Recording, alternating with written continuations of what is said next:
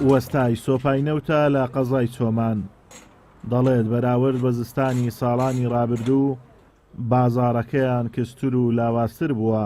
لەوڵات ساڵان ئیشی نفتی دەبەری نەفت هەرزانتر بوو. سەید هادی هۆکاری کەمبوونەوەی بازاڕەکەی بۆ کەمتەرخەمی حکوومەت دەگەڕێنێتەوە.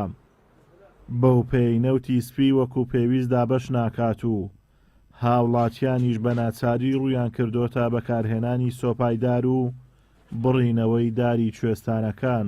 ساڵەکانە بە نسبەت ساڵە نەما یعنی 180 ئیشی مەکەم بووە، ئیشی تەسلیحاتی سۆب و پەڵی تەشتیوە زیاتر خەڵک ڕووی دەداران کردیە و خۆی بەڕاستی داهاتی مەش زیاتر دەگەڵ نەفتەکەی دایانەک دەگەدارەکەی سۆبەی داران بەڕاستی ئیسفادەشی بۆ شێوی لۆمانی یەکجار ئیسفادەی هەیە ئیدی کابرەدە ئیشەکەی ئەکات و ئەڕوا بە سۆبەی نەفتەکەی حتمما داهاتی لۆمە زیاتر هەیە.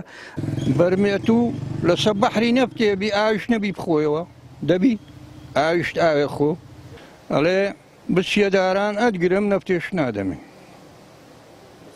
مردن باشتر نییە بەخوای باشتر.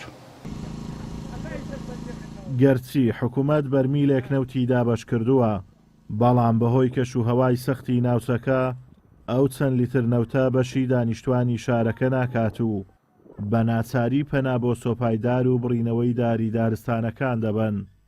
سەبەبی داخوازی سۆبەی داران ئەوەیە کە لە منتیقەی چۆمان منتیقەکی شاخاویە، منتیقەکی ساردا، منتیقەکی بەفراویە. سەبەبەکەی ئەوەیە کە نەوتیشمان نییە. ساڵێ ئەمە بە خۆم بە شەخصی خۆم بە 6 بەرمیلە نەوتان پێناگەمە بەهارێک کەچی 200 لتر 180 لتر نەوت نەدەنێ زائیدی لەمە نەوتیش گرانە بەرمیلی بە 240,000 دیناریە. الحانەکە بڕواڵێن نەفت بە 260,000 بە 240,000 بە چێک ڕێدای دەبەرە مەحاشش بە خۆ تاگا لێ چەند جوان دێن نەخۆ بڕۆ تەماشای و کەناڵانەکە ڕۆژە حتى پیرێژن پیرۆمێر لە تا قەترە نەفتەرچی ئاگرێن لە برسانە ئاگرێن وانە بە توش بەزەدی هەم گومرج حاجی مەرە چەندی پارە لێ دێتە دەرێ باش ماخ چەندی لێ دێتە دەرێ ئیدیکە چەندی لێ دێتە دەرێ کڕەکەکە لەسەر فەقیری خۆی تەوزیحکە بۆ خۆش حکمی بکە بۆ خۆش بخۆ.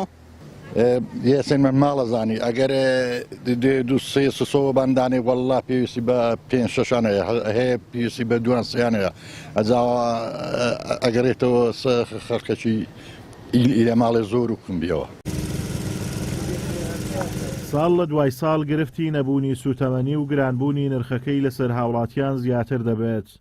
ئەم گرفتەش بۆ بێبەرنامەی حکوومەت دەگەڕێنرێتەوە کە خەمیان لە ژیان و گوزەرانی خەڵکی نەخواردووە و هاوڵاتیانیان کردۆتە قوربانی بەرژەوەندیەکانی خۆیان.